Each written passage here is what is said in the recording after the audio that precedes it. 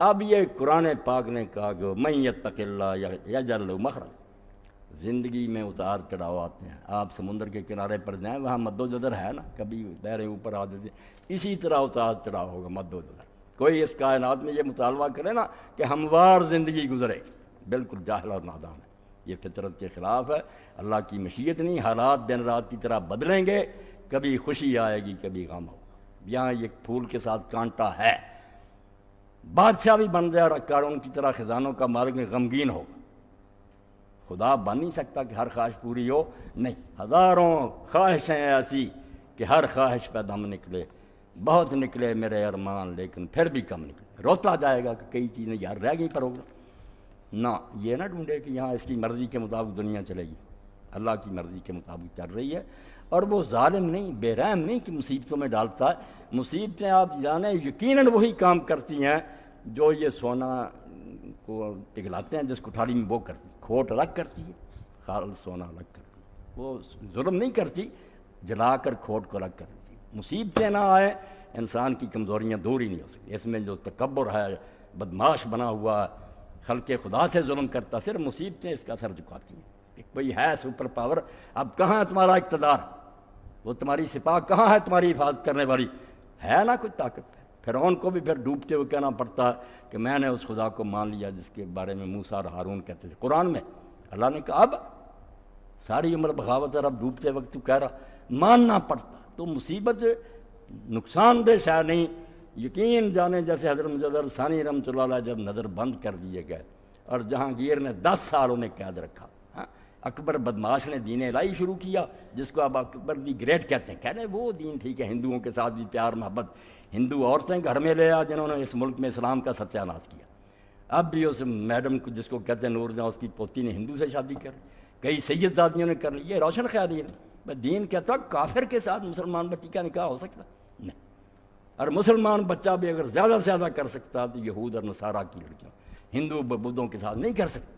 کیونکہ یہاں صرف یہ شادی کو گھر بسانے کا معاملہ نہیں، دین کہ آگے ایک پاک نسل چلانی ہے. اپنے بعد ایسے آدمی چھوڑ کر جانے ہیں جو اس دین کے جھنڈے کو اٹھائی رکھیں. بنیاد اس لیے یہاں نکاح بھی عبادت. تو رسول کریم علیہ الصلوۃ والسلام نے دین میں ہر شے یہ بتائی. اللہ کو مانو، وہ مصیبتیں بھی نازل کرتا بالکل وہ حکمت کے ساتھ. ان میں بہت فائدے ہیں. ڈاکٹر صاحب میرے سامنے بیٹھے میرے بھائی ہیں دوست، کبھی مجھے ایسی گولیاں دیتے کڑوی جو جی نہیں چاہتا کھانے کو. وہ زیادتی کرتے ہیں میرے ساتھ. وہ جانتے ہیں کہ کڑوی دعا میں ان کی شفا ہے، میرے ساتھ شفیق ہوتے ہیں. اب 3 چیزیں جو اللہ کے بارے میں، اللہ کا بیان تو کریں تو زندگی ختم ہو جائے گی، یہ بیان ختم نہیں ہو سکتا. وہ خود غیر محدود ہے، اس کی شانیں نہیں بیان ہو سکتی. سادی خود کہتے ہیں کہ مدت تمام گشت و پایاں رسید عمر، وقت ختم ہو گیا، عمر بھی اخیر کو آ گئی. ماں ہم چنا در اول وصفے تمہارا، ہم ابھی تیری تعریف کی عربے میں بیان نہیں ہو سکتی. سمندروں کی سیاہی نہیں بیان کرے. آج تک علم میں یہ نہیں سمجھ سکا کہ کائنات کتنی وسیع. جیسے جیسے دوربینیں طاقتور ایجاد ہوتی جاتی معلوم ہوتا جو جہان ہم سمجھے بیٹھے تھے اس سے آگے کروڑوں جہان. یہ زمین ان کے مقابلے ذرہ بھی نہیں، سورج بھی ان کے مقابلے میں کچھ نہیں. سنبھالے بیٹھا، چل رہے ہیں، جہان چل رہا. تو ایسا خدا، اس کی تعریف ختم ہو سکتی. مگر 3 چیزیں ایسی ہیں جو سمجھ لے تو آپ خوشی میں ہوں یا غم میں ہوں. یہ ڈپریشن جس کا شکار ہیں، لوگ مر رہے ہیں، یہ کہیں گے تدبیروں سے یہ حل ہو جائے، ساری دنیا مل کر کانفرنسیں کر لے اور حکومتیں اسکیمیں بنا دیں. نہیں، یہ اللہ نے کانٹا رکھا ہوا کہ مخلوق کو احساس رہے کہ ہم اس کے غلام ہیں. مصیبت نہیں ختم ہوئی، کسی نہ کسی رنگ میں آئی. جیسے جیسے یہ دوائیاں زیادہ ایجاد ہوئی، بیماریاں بڑھ گئی. ایسی بیماریاں جن کا نام ہی نہیں کسی نے سنا تھا اور علاج ہی نہیں ہو رہا. ڈاکٹر صاحب آنی کہتے یہ حربے بس ہو گئے، ہم اب اللہ سے دعا کرو. تو اللہ نے جو باتیں کہی ہیں ان میں سے 3 باتیں جو آج کی بات سے متعلق ہیں ذہن میں رکھیں. آپ شفا پا جائیں گے ڈپریشن سے. آپ وہ سدا بہار پھر گلاب ہو جائیں گے کہ کبھی نہیں کملائیں گے. پہاڑ بھی گریں گے نا، آپ کا دل ہنستا خوش ہوں گے. بلکہ وہ مجدد صاحب کی بات میں کر رہا تھا، اکبر تو مر گیا اسی کا، مگر جہانگیر اسی راستے پر رہا. دربار میں سجدہ، ہندوؤں کو ساری اجازت، مسلمانوں پر قیامت آئی، کوئی بول نہیں رہا. ایسا زمانہ آ جاتا نا کہ حکمران کسی کو چوں نہیں کرنے. سب بڑے بڑے علماء تھے، مشائخ تھے، ہندوستان بڑا بڑا تھا، اور سب بس اپنے اللہ میں لگ گئے، کوئی نہیں بولتا. اگر اللہ اپنے دین کا محافظ ہے نا، سرہند جیسی گمنام بستی، وہاں ایک درویش پیدا ہوا احمد نامی، شیخ احمد سرہندی، جس کو ہم حضرت مجدد الف ثانی کہتے ہیں، کہ حضور کے بعد جب 1000 سال گزر گیا تو دین پر قیامت آ گئی۔ اس وقت کھڑا کیا گیا کہ اب نبی کا زمانہ نہیں، رسول کی ضرورت ہے بہت، مگر رسول بن رہا ہے، ایک ایسا شخص کھڑا کیا جائے جو اب دوبارہ 1000 سال کے بعد دین کو زندہ کرے۔ اللہ نے اس کو ہمت دی، توفیق دی۔ وہ مغلیہ سلطنت جو کلکتہ سے پشاور تک بلکہ کابل تک تھی، کون اس کا مقابلہ کر سکتا؟ اللہ کے بندے نے جو خطوط لکھے وہ چھپے ہوئے نا، بڑے بڑے رسالے ہی ہیں، مکاتیب مجدد الثانی رحمۃ اللہ علیہ، مکتوبات، گورنروں کے نام، جنرلوں کے نام، ان کی غیرت کو بیدار کیا کہ مسلمانوں نے جان دے کر یہ ملک اس لیے حاصل کیا تھا کہ ہندو راج کرے، مسلمانوں پر قیامت آئی ہوئی اور یہ دربار کے وزیر بنے بیٹھے، لوگ چونک اٹھے، ٹھیک نے ان کے اندر غیرت پیدا کی۔ اب ان کو جو بند کر دیا تھا لوگوں نے، جاسوسوں نے بتایا کہ ایک فقیر ہے جو لوگوں کو باغی بنا رہا، قید کر رہا، اپنے ساتھ جہاں لشکر اس کا جاتا ساتھ قید ان کو لیے پھرتا۔ 11 سال گزرے بے حضرت مجدد الف ثانی کے قید کاٹ، پھر گوالیار کے قلعہ میں نظر بند کر دیا، اپنی طرف سے یہی کہ بس ختم کر دیا، کوئی نہیں دین کا کام یہاں کر سکتا، مگر وہ لگے رہے۔ اب اس زمانے کے جو خط ہیں، بات لمبی ہوتی ہے نا، یہی مضمون آپ نے اپنے بیٹوں کو، گھر والوں کو، ساتھیوں کو جو خط لکھے وہ پڑھنے کے قابل ہیں۔ اللہ پر ایمان تھا نا، آپ نے فرمایا بچوں پوری زندگی مجھے دین کی باتوں میں وہ لطف نہیں آیا، نہ نمازوں میں، نہ روزوں میں، نہ قرآن پڑھنے میں، جو اس قید میں مجھے نصیب ہوا، ان مصیبتوں میں جو لذت آئی وہ نہیں ہے۔ یہ کڑوی دعا سے جو شفا ہوئی وہ میٹھی گولیوں سے نہیں، دل سے لکھی۔ اور پھر آپ دیکھتے ہیں نا، اپنے بیٹے کو لے کر یہ نالائق جو جاوید اقبال مجدد صاحب کی قبر پر گیا علامہ اقبال، اور وہاں جو نظم لکھی ہے اس میں یہی کہا، حاضر ہوا میں شیخ مجدد کی لحد پر، وہ خاک جو ہے زیر زمین مطلع انوار، کہتا مٹی کی قبر نہ سمجھو، وہ زمین پر آسمان کے سورج کی طرح ایک روشن منار ہے۔ اس کی تاریخ بتاتی ہے کہ اللہ کے بندے جب کھڑے ہو جاتے ہیں پھر اللہ آپ ان کے ساتھ ہوتا۔ گردن نہ جھکی جس کی جہانگیر کے آگے، ہے جس کے نفس گرم سے گرمی ہے حرام۔ جب پکڑ کر منگوایا دربار میں جاسوسوں کے بتانے پر، پیشی ہوئی آپ نے سجدہ نہیں کیا السلام علیکم کا۔ اب وہاں تو یہ جرم تھا کہ بادشاہ کو السلام علیکم کا سجدے میں پڑھتے تھے، علماء تک نے کتاب میں لکھ دی کہ سجدہ تعظیمی جائز۔ اس نے کہا آپ نے سجدہ نہیں کیا، فرمایا جو گردن خدا کے سامنے جھکتی ہے وہ جہانگیر کے آگے نہیں جھکتی۔ سزا ملی پھر، مگر آخر میں یہ ہوا کہ جو گورنر تھا، جو جرنیل تھا، ان سب نے آنکھیں دکھا دی، انہوں نے کہا جہانگیر معافی مانگ، جج صاحب کو رہا کر، اور جو ان کا کہنا اس کے مطابق کر، ورنہ اینٹ سے اینٹ بجا دیں گے۔ کابل سے لے کر کلکتہ تک فقیر کی تحریک، اخلاص سے، کوئی لالچ نہیں، کوئی کرسی نہیں، دین کا غم تھا۔ وہی جہانگیر معافی کے لیے گیا، آپ کو آزاد کیا، اپنے بچے شاہ جہاں کو مرید بنوایا حضرت کا، اور جو حکم دیا ساری سلطنت نے اس کو جاری کیا۔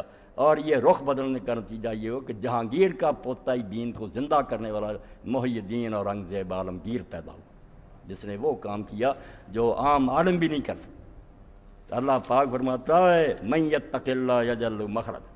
آپ نے پھر تفسیروں سے پڑھنا، میں اشارہ کر کہتا جو اللہ کہتا جو مجھ سے ڈریں گے، میرا حکم مانیں گے اور گناہوں سے بچیں گے، وہ سمجھتے ہیں مصیبتوں میں پڑے رہیں گے، بھوکے مریں گے، معاشی تنگیاں آئیں گی۔ بالکل غلط بات ہے، یہ تنگیاں نیکوں کو بھی آئیں گی، وہ الگ بات ہے، وہ اللہ تعالیٰ کی مرضی ہے، مگر مومن کے لیے یہ چیزیں کوئی بری چیز نہیں، بہت اعلیٰ ہے۔ 3 چیزیں سہارا دیتی ہیں۔ ایک یہ کہ اللہ تعالیٰ میرے حالات سے آگاہ ہے، جس کو اللہ کے علم مطلق کا یقین نہیں نا، وہ نہیں جانتا کہ جو جہان چلا رہا ہے اس کو سارے حالات کی خبر ہے۔ جو سمجھے مصیبت یار آ گئی، پتہ نہیں، اللہ کو پتہ ہی نہیں، تو ڈپریشن نہیں کا شکار نہیں ہونا، تو اور کیا ہوگا؟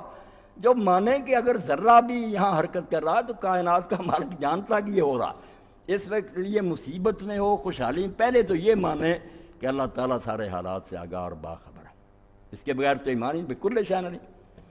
دوسری بات یہ مانے کہ وہ اللہ حکیم ہے، پاگل نہیں ہے، بیوقوف نہیں ہے، نادان نہیں ہے، ساری دانائی اور حکمت جو ہے اسی کے پاس ہے، بندوں کو تو ذرا ذرا جب اس کو حکیم مانے گا دانا، تو جیسے طبیب پر حالانکہ ڈاکٹر کاٹ دیتے ہیں، اس لوگ خوشی سے فیس دے کر کٹواتے ہیں، کیوں؟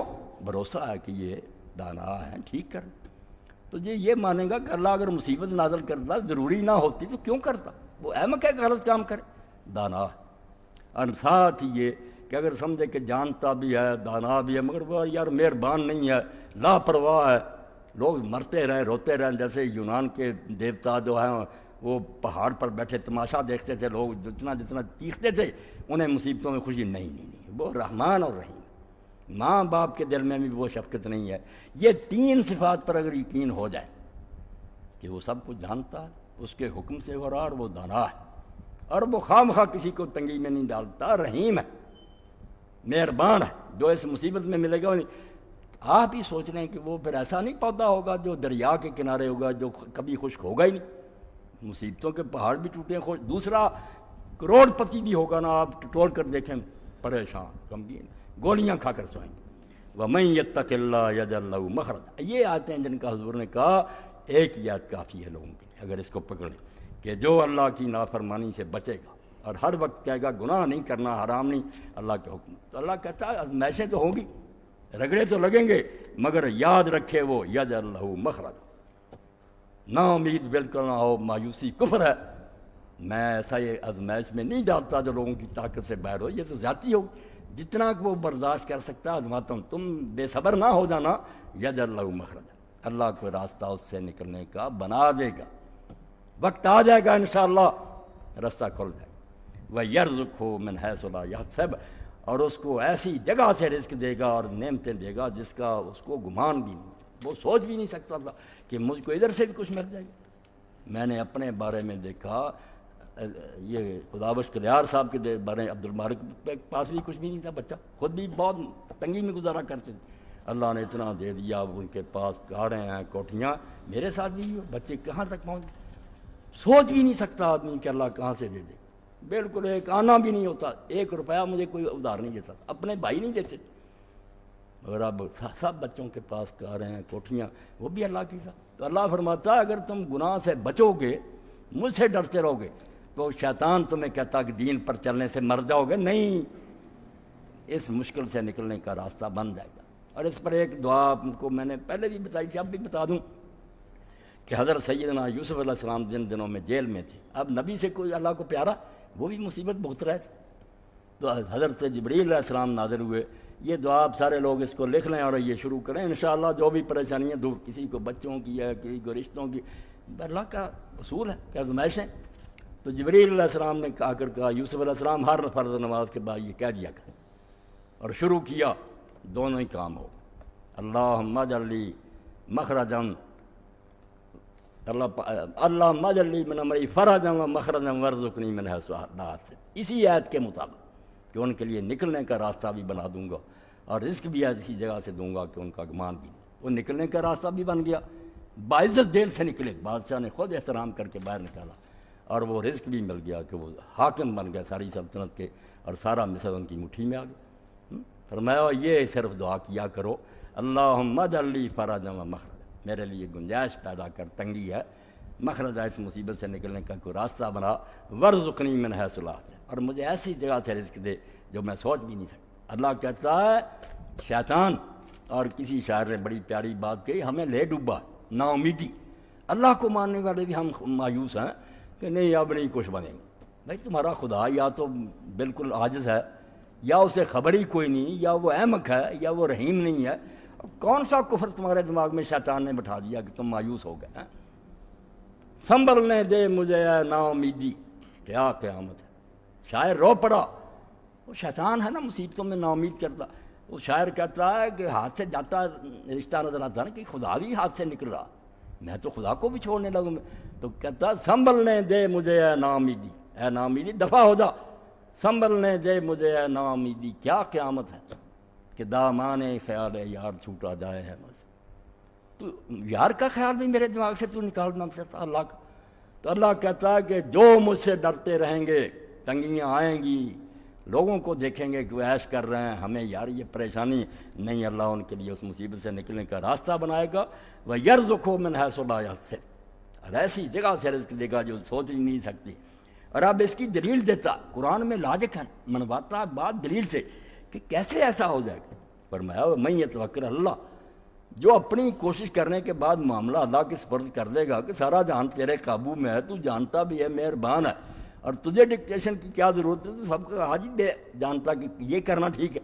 وَمَن يَتَوَکَّلْ عَلَى اللَّهِ، جو اپنے معاملات اللہ کے سپرد کر دیں گے فَهُوَ حَسْبُهُ، کبھی بھی یہ شکایت نہیں ہوگی کہ اللہ نے تو کچھ بھی نہ بنایا، وہ اس کے لیے پھر کافی ہے۔ تو ذرا صبر کر اور اس کا دامن مضبوطی سے پاک، وہ کافی ہے تیرے لیے۔ سب دشمن پھونک مار کے اڑا دے گا، سارے مقدمے ختم ہو جائیں گے، جھوٹے منہ کی کھائیں گے، وہ کافی ہے۔ ان اللہ بالغ امرہ، اور اب یہ بھی سوال تھا کہ کیسے کافی؟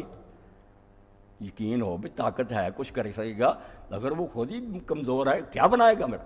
اس کے ساتھ فکرہ جوڑ دیا، جس لیے میں کہتا ہوں کوئی کتاب اس کا مقابلہ نہیں کر رہی، جتنی مرضی تقریریں کرے، اس طرح فکریں جوڑنا صرف خدا کا کام، موزانہ۔ ان اللہ بالغ امرہ، جب اس کے سپرد کر دے گا نا کہ جو میرے بس میں تھا وہ میں نے کر دیا، اب تو میری بس ہے، تو اس لیے کافی ہے۔ ان اللہ بالغ امرہ، وہ جو کرنا چاہتا وہ کر لیتا ہے، سارا اختیار ہے اس کے پاس ہے، اس کی طاقت، اس کا حکم جو ہے وہ پورا ہو کر رہتا ہے، وہ کمزور ہے کہ کر نہیں سکتا، جو کرنا چاہتا وہ کر چھوڑتا۔ اور اسی موقع پر مفسرین نے واقعہ لکھا کہ حضرت عوف ابن مالک ایک صحابی تھے، سالم ان کا بیٹا تھا، کافر اس کو گرفتار کر کے لے گئے۔ اب ماں اور باپ دونوں کے دل کا ٹکڑا تھا، پہاڑ گر گیا مصیبت۔ تو حضرت عوف حضور کی خدمت میں آئے اور بتایا کہ رسول اللہ کافر پکڑ کر بیٹے کو لے گئے، خدا معلوم کس حال میں ہے، زندہ یا مردہ، میں اور اس کی ماں روتے رہتے۔ تو حضور نے فرمایا تو اللہ سے ڈر، صبر کر، اور تم دونوں جو ہے نا میرے بھائی بہن، استغفار کی، لا حول ولا قوت الا باللہ کی کثرت کرو۔ میری بہن کو بھی بتا دینا، آپ بھی یہ دونوں پڑھنا شروع کرو کہ تیرے سوا اللہ نہ کوئی مصیبت کو ٹال سکتا ہے، نہ کوئی کسی کو فائدہ پہنچے، لا حول ولا قوت۔ اور اسی لیے حضور نے ایک سفر میں کہا کہ لوگوں تم سمجھنا چاہتے ہو مجھ سے کہ عرش کا خزانہ کیا، وہ مخفی خزانہ ٹریئر جو اللہ کے پاس، لوگوں نے کہا، فرمایا لا حول ولا قوت۔ یہ آخری بات ہے، لا حول، کسی تکلیف کو ٹالا نہیں جا سکتا، ولا قوہ، نہ کسی فائدے کو ہم حاصل کرنے کی پاور رکھتے ہیں الا باللہ۔ یہ دونوں کام اللہ کی طرف سے ہوں، وہ مدد کرے گا۔ انہوں نے شروع کیا تو اچانک وہ بیٹھے ہوئے تھے گھر میں، تو دروازہ جو تھا کھٹکھٹایا گیا۔ جب دروازہ کھولا تو سالم کھڑا تھا اور اونٹ تھا اس کے پاس، انہی کافروں کا اونٹ اس کو مل گیا جس پر وہ بھاگ کر آیا۔ بیٹا بھی آ گیا، وہ اونٹ بھی جاتا آ گیا۔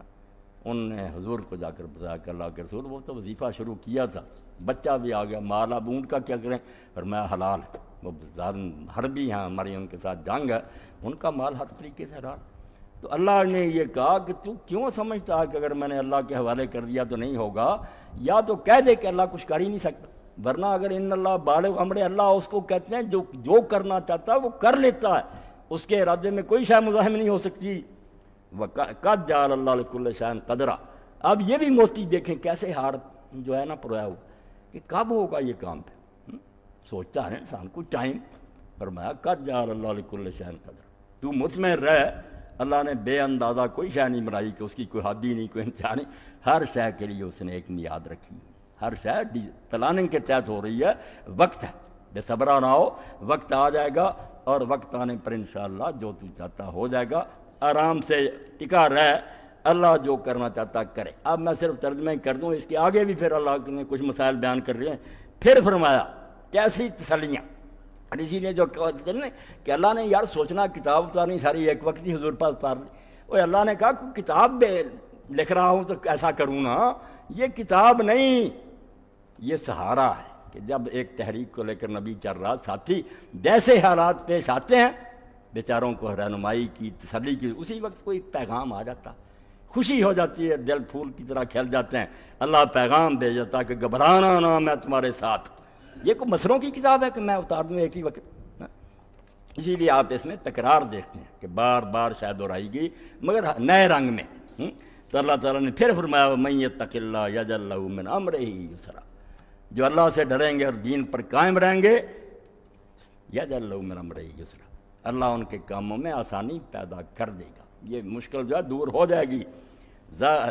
اس کے بعد پھر یہی بات آ گئی، اللہ تعالیٰ نے پھر یہ بات دہرائی، سیجعل اللہ بعد عسر یسرا۔ یہاں تنگیاں بھی آتی ہیں، یہ دور بدلتے رہتے ہیں، مگر ساتھ آسانی۔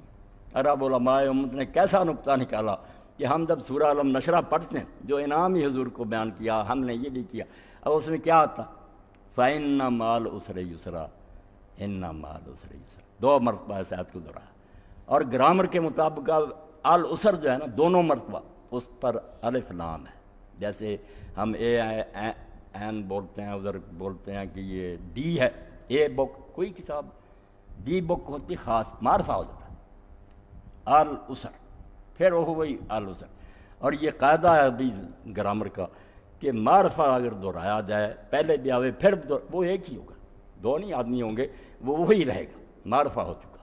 اس لیے فرمایا مشکل ایک ہی ہے پہلی آیت میں، پھر بھی مشکلیں نہیں زیادہ، مگر یسرن کو نکرہ رکھا، 2 زبریں تنوین، تاکہ جنرل رہے بات۔ فرمایا مشکلیں بہت تھوڑی ہیں، آسانیاں اس کے ساتھ بہت زیادہ۔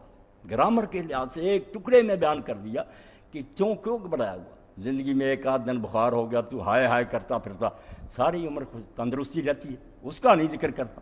فَإِنَّ مَعَ الْعُسْرِ يُسْرًا، مطمئن ہو جا، تنگی ایک ہی ہے، خوشحالیاں اس کے ساتھ بہت ہیں۔ پھر اِنَّ مَعَ الْعُسْرِ يُسْرًا، اور اِنَّا کے ساتھ ہے، اِنَّا تاکید کے لیے کہ ضرور بضرور سمجھ، پکا ایمان اور یقین رکھ۔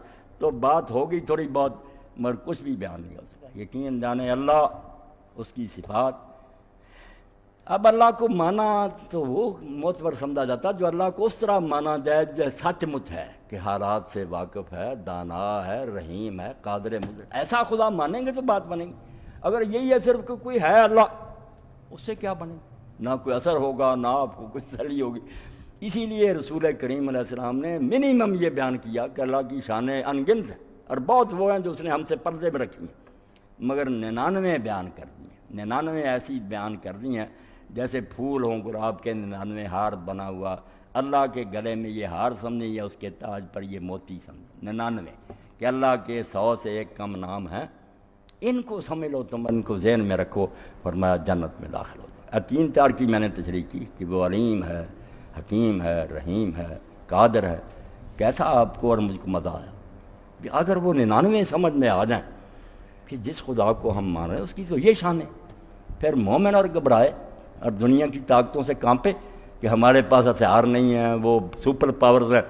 اقبال کہتے ہیں گرب اللہ الصمد دل بستائی، اگر سورہ اخلاص تو پڑھتا ہے اور اللہ الصمد پڑھتا ہے اور اس کو سمجھتا ہے، از حد اسباب بیرون بستائی، پھر سوچتا ہے کہ یہ اسباب نہیں ہے، یہ اسباب، سمجھ کہتا ہے، سمجھ تو اس کو کہتے ہیں جو کسی سبب کا محتاج نہیں، وہاں کوئی نہیں کہ یہ چیز ہوگی تو یہ ہوگا، یہ چیزیں سب انسانوں کے لیے ہیں، جو محتاج اور کمزور ہے وہ سمجھ سارے اسباب سے بالا ہے۔ اس اللہ سے اگر تیرا تعلق ہے تو کسی سبب کے بارے میں پریشان نہ، کچھ بھی نہ ہوگا، اس کے حکم سے ہو جائے گا۔ اب میدان بدر میں آپ دیکھ رہے ہیں رسول اللہ کی ساری رات گزری، آپ نے اپنے لیے کھجوروں کا بنوا لیا ایک چھپر شاخوں کا، عریش، فوج میدان میں، اللہ کا رسول سجدے میں۔ حضرت علی کہتے ہیں جب میں گیا دیکھا حضور سجدے میں رو رہے ہیں، یا حی یا قیوم کہہ رہے ہیں، اور کہتے ہیں اللہ جو میرے بس میں تھا یہ 313 لے آیا، مگر ان کے پاس ہتھیار ہیں، گھوڑے ہیں، 1000 کی فوج ہے، یہ بیچارے نہتے ہیں۔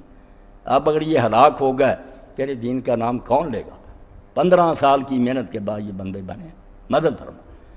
اتنی عاجزی آپ نے کی کہ کھڑے کھڑے پھر آپ کی چادر مبارک بھی کندھوں سے گر گئی۔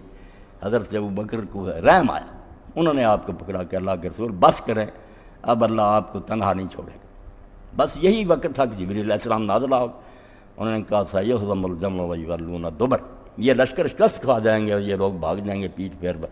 صبح ہی آپ نے میدان میں نکل کر چھڑی سے نشان لگا دیا کہ یہاں ابو جہل گرے گا، یہاں عتبہ گرے گا، یہاں شیبہ، اور وہ نامراد وہیں گرے، ایک رائی برابر نہیں ادھر ادھر مرے گے، وہیں گرے جہاں حضور نے بتایا، اور 70 کی لاشیں گڑھے میں پھینکی گئیں، اور کنارے کھڑے ہو کر حضور نے کہا کہ دیکھا انجام پھر میری مخالفت کیا ہے، جو میں کہتا تھا حشر یہ ہوگا ہوا۔